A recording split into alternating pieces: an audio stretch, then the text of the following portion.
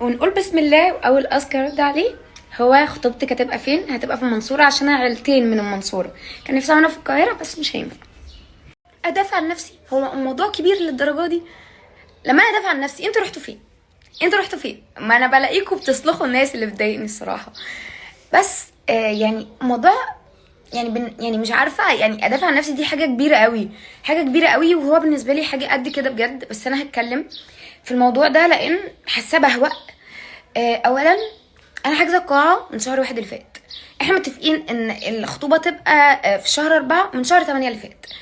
وعازمه اصحابي من شهر 2 تقريبا عشان يجهزوا نفسهم، عشان عارفه ان رمضان هيدخل وهنتسحل كلنا والعيد داخل، مش هيبقى فيه غير وقت صغير قوي عقبال ما اعزم ناس، فمش هيعرفوا يعملوا فساتين وكده، فعزمهم من بدري قوي.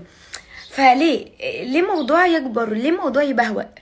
الموضوع ابسط من كده والله. سيبوا الناس تفرح ارجوكم بالله عليكم، سيبوا الناس تفرح، وانا هبقى مبسوطه بيومي، بيا انا كنيره، وبطلتي وبفرحتي ويومي انا اللي اخليه يومي. مين اكتر حد تعب معايا؟ ماما، نوال، بيري، يوسف.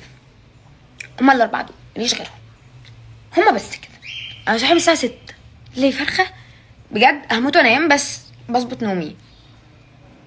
مستعده اليوم ده من امتى؟ من بدري من بدري والله، بس خايفه قوي لان دي اول مره البس فستان خطوبه كبيره. العيله من هنا كلها جايه والعيله كلها من هنا جايه واصحابنا كلهم. انا مش مصدقه نفسي، مش مصدقه انا كبرت امتى، وايه اللي في ايدي دي؟ ده كلبش.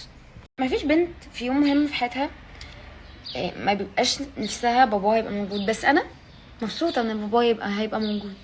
بابايا هو امي، هي قامت بالدورين من واحنا صغيرين وفخوره بيها، وربنا يخليها لينا، ما يحرمهاش مننا وما يحرمناش منها يا رب، ونفضل على قلبها كده مطلعين عينيها.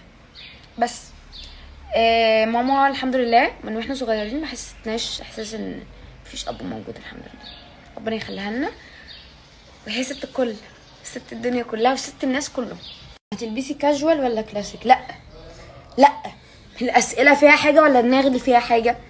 وانا عشان ما نمتش تسالوني اسئله غريبه؟ طبعا كاجوال، بنطلون اسود وتي شيرت اسود.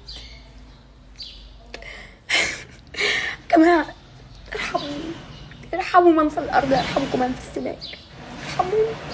انت مستعده انك تبقي مع شريك حياتك؟ السؤال ده حلو مش محتاج تفكير. اسمه يوسف، جميل، قمر، عينه حلوه، طيب، حنين، راجل، ما اتكلمش على اكساته وحش، محترم، ابن ناس، اهله متربين 1000 مره، هو متربي 1000 مره، عيلته بتحبني، عيلتي بتحبه، بيصلي مش بيسيب ركعه، ما شاء الله ما شاء الله عليا، 5 خميسه في عيني، ما شاء الله، يعني ما شاء الله عليه، كل حاجه حلوه فيه. مش هبقى مستعده ليه؟ ايه ده؟ هو في حد بيلقح عليا؟ لا، مش بعمل ان انا جامده، والله ما بعمل ان انا جامده، انا هطلع. في حد بيلقح عليا بجد؟ انا مش متابعه بقى.